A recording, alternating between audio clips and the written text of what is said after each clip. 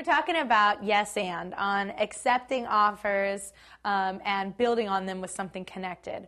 Right now we're going to talk about the bad stuff. Boos. We're going to talk about blocking, which is kind of like the opposite of yes and. Blocking is saying no to someone's offer or denying what they're trying to put forward. And I like to say there's two kinds of blocks.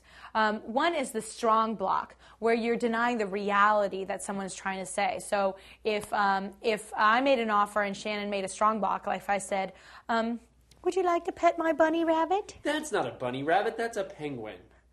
That would be a block. I say it's a bunny rabbit. He says it's a penguin. He's denying the reality that I'm trying to create.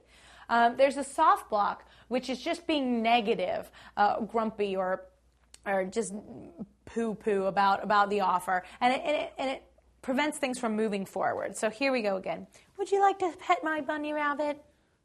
Petting bunny rabbits is stupid. All right, so that's a block, He's just saying no. We can't move forward with this whole bunny rabbit petting scene. So I'm going to put down my bunny rabbit now. And what we do now is just do some corridors. Just get in two lines on either side of the space, have one person step out. Shannon's going to step out and make an offer, and I'm going to block that offer. I could do a strong block or a soft block, but I'm definitely going to shut it down. And then I'm going to do the same. I'm going to make an offer, and he's going to shut down my offer. Well, here is a tray of blueberry muffins.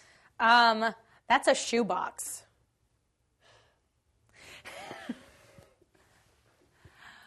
Would you prefer the diamond earrings or the pearls? I don't even have any ears.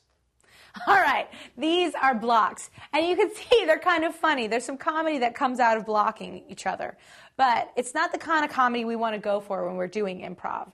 One, because it's not very nice. It's not very kind to your fellow player. You're kind of getting a laugh at their expense and making them look dumb. And they're not going to want to play with you after that. And being fun to play with is really important when you're learning to do improv.